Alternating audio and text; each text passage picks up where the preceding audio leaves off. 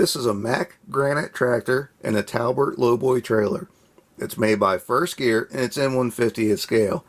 Now, generally speaking, the First Gear stuff is really nice. But every once in a while you run into something that this guy has. Now this is it's set up to look like a dealership Lowboy for case. And generally it looks really good. But if you take a closer look at the hood, you can see it kind of looks like that paint is bubbling up and cracking. And there's a reason for that, and it's not the paint. In the diecast community, there's something that's called zinc rot. Some people call it zinc pest. There's another word for it. I can't think of it right now.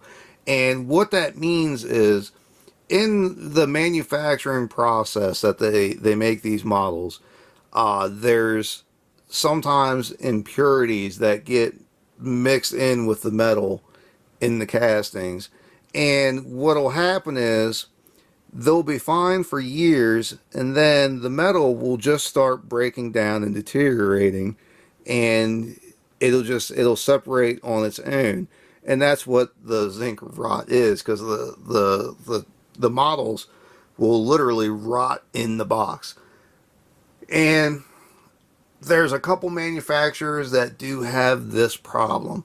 A lot of these diecast models, they only come from a couple factories.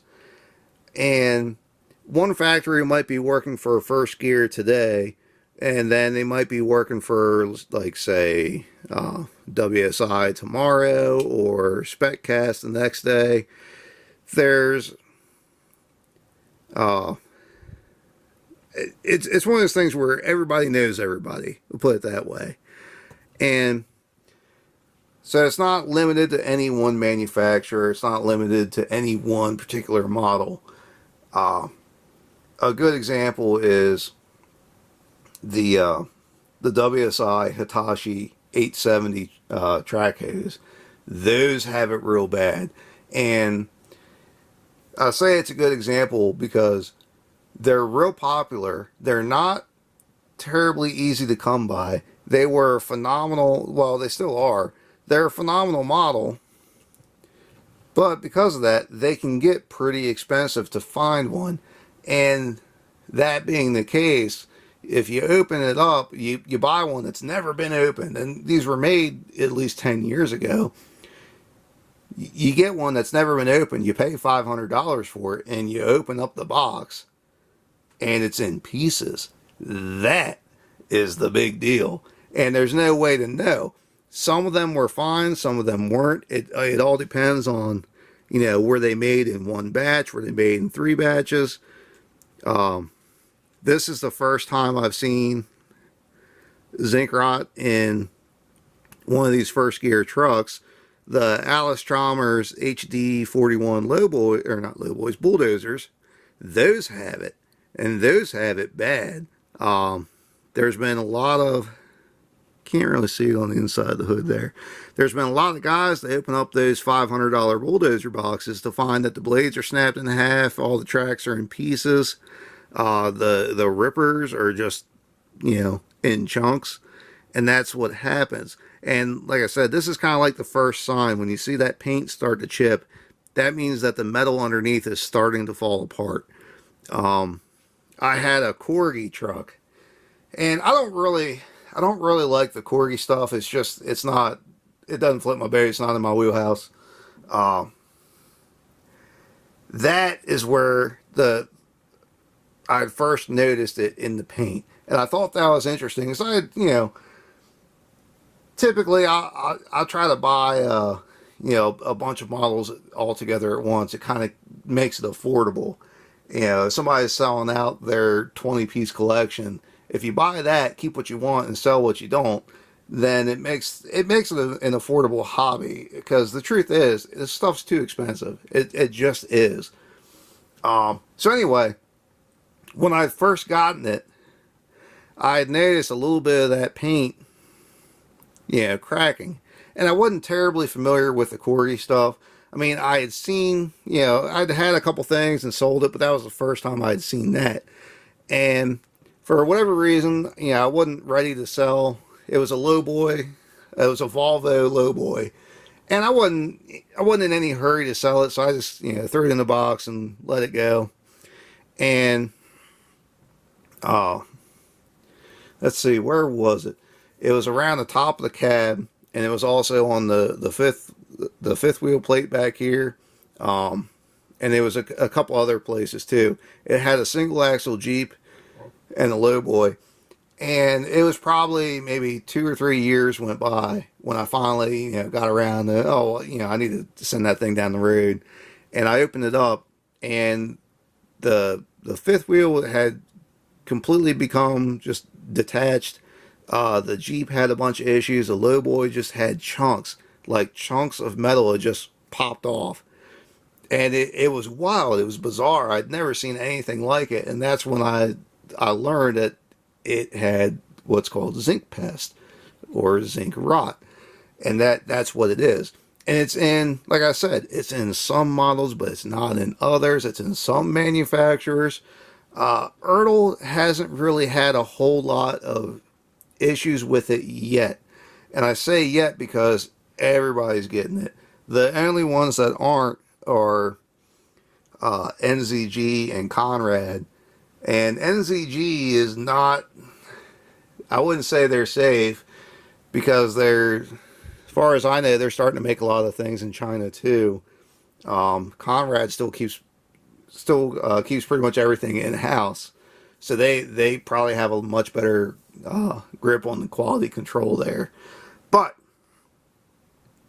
that, you never know. So while this is a really nice truck, and it is a nice truck, it's sharp.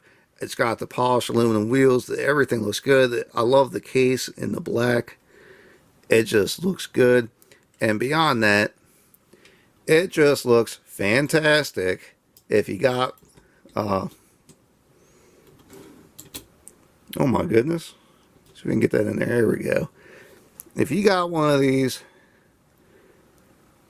50th anniversary, the black case Backhoes, man, that's a good looking set. It looks good on the shelf. It's cool. It's unique. You don't see many, of the black, case trucks. Typically, they're always white. So it's a unique piece, which makes it just a shame that in a couple years, the hood's probably going to be in pieces. I don't see it anywhere else. I don't see it in the trailer. I have heard about the trailers. Some of the Peterbilt sets have trailers where they break in half because you have that zinc rot somewhere in the frame here.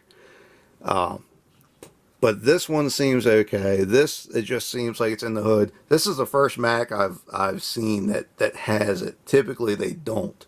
But that being said, if this one has it, odds are they probably all do. Because I don't think there's a whole lot of the Macks that were out there. And certainly not a whole lot of these. The black case ones. They don't come up for sale very often. When I bought it, 10, 12, 13 years ago, it was the first one that I had seen, and I snapped it right up because I hadn't seen it in black. I'd seen the Peterbilts in white for case and Case IH, but not the black one. So I'm pretty disappointed.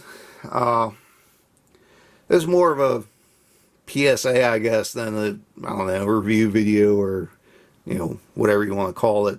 But it is what it is, and hopefully, if you see something like that, you'll know enough to walk away from it. I don't know what I'm going to do with this guy.